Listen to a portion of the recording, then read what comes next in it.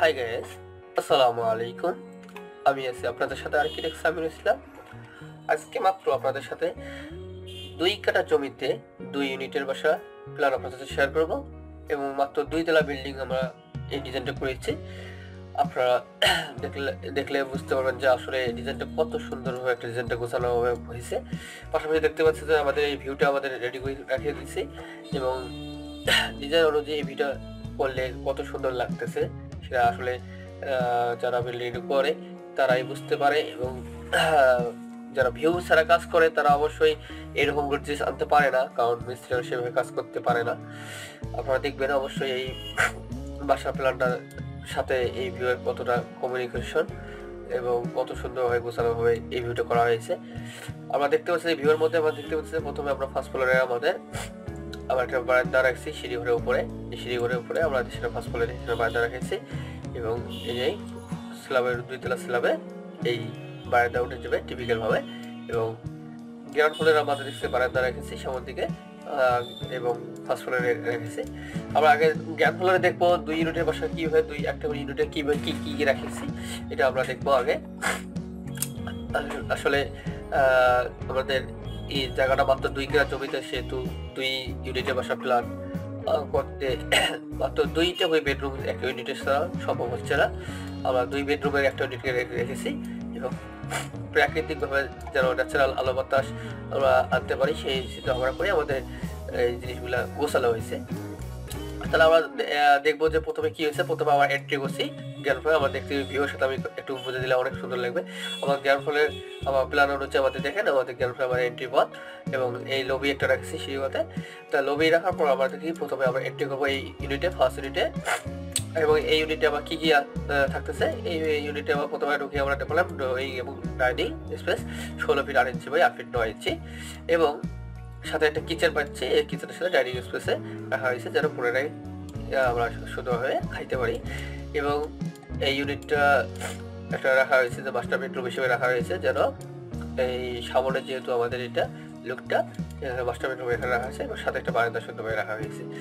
তা এবং আমরা আরেকটা মাস্টার বেডরুম রাখছি, সেটা হচ্ছে মাস্টার বেডরুমের সাথে একটা মাস্টার টয়লেট আছে এবং আবার একটা এই ড্রয়িং ডাইনিংয়ের সাথে একটা কমন টয়লেট রাখছি। তাহলে আমাদের এই ইউনিটে আমরা পাইলাম যে 2টা বেডরুম, ড্রয়িং ডাইনিং এবং 2টা টয়লেট, একটা মাস্টার টয়লেট, একটা কমন টয়লেট, একটা কিচেন।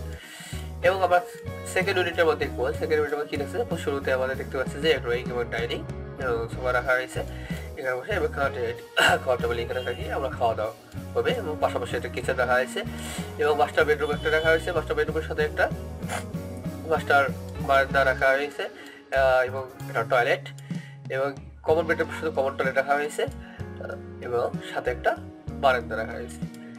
আমরা ফার্স্ট ফ্লোরে আবার যাবো। ফার্স্ট ফ্লোরে আমরা দেখতে পাচ্ছি যে ফার্স্ট ফ্লোর পুরোটাই ইউনিট মিলিয়ে একটা ইউনিট করা হয়েছে পুরো জায়গা মিলিয়ে। আমরা তাহলে পুরোটাই একটা ইউনিট হিসেবে আমরা কি পাচ্ছি, 4টে বেডরুম পাচ্ছি। 4টে বেডরুমের আমরা কি পাইতেছি, 4টে বেডরুমের সাথে আমরা পাইতেছি 3টে টয়লেট, 2টি অ্যাটাচ টয়লেট, একটা কমন টয়লেট। আবার এই কালির রুমটা এবং এই কালির রুমটা আমরা কি পাইলাম, 2টা মাস্টার টয়লেট করা আছে অ্যাটাচ টয়লেট রুমের ভিতর দিয়ে এবং এই রুমটার সাথে একটা কমন টয়লেট রাখা হয়েছে। পাশাপাশি কিচেনের সাথে আমাদের ডাইনিং স্পেসটা এবং এখানে ডাইনিং অনেক বড়, ডাইনিংটা অনেক বড় 20 ফিট বাই 8 ফিট এবং ড্রয়িং স্পেসটা পাইছি 19 ফিট 2 ইঞ্চি বাই 12 ফিট 9 ইঞ্চি। পাশাপাশি একটা কমন বেডরুম। মাত্র 2 কাঠা জমিতে আমরা পাইলাম এত সুন্দরভাবে একটা ডিজাইন করা হয়েছে। এবং আমরা দেখবো যে এখানে আমরা এই বারান্দা এবং আমাদের সিঁড়ি ঘরের যে ডিজাইনগুলো রাখা হয়েছে, পাশাপাশি আমাদের এই সাইডের ডান দিকের যে সাইডগুলো যে জানালাগুলো আছে, উইন্ডোগুলো আছে, সেই উইন্ডোগুলো ডিজাইনগুলো সুন্দরভাবে আমরা এখানে রেখে দিয়েছি যেন অনেক সুন্দর বাড়ির লুকটা দেখতে অনেক সুন্দর লাগে। তাহলে দেখতে পাচ্ছি যে বাড়ির লুকটা অনেক সুন্দর হয়েছে। মাত্র 2 তলা বিল্ডিং। এই যে বাড়িটা করতে কত টাকা খরচ পড়তে পারে এটাও তো আপনাদের জানা দরকার। এই বাড়িটা করতে প্রায় 30 লক্ষ প্লাস টাকা লাগবে পুরো বাড়িটা ফিনিশিং করতে। আমরা একটা এস্টিমেট করে দিচ্ছি, স্ট্রাকচার আমরা করার পর আমাদের এস্টিমেটে এটা পুরো ফুল ডিটেলস আমরা পেয়ে দেবো।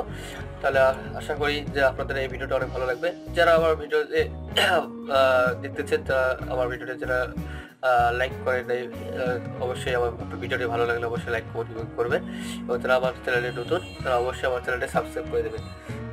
আশা করি ভালো থাকবেন। ইনশাআল্লাহ আবার নতুন ভিডিও নিয়ে হাজির হব। আল্লাহ হাফিজ। আসসালামু আলাইকুম।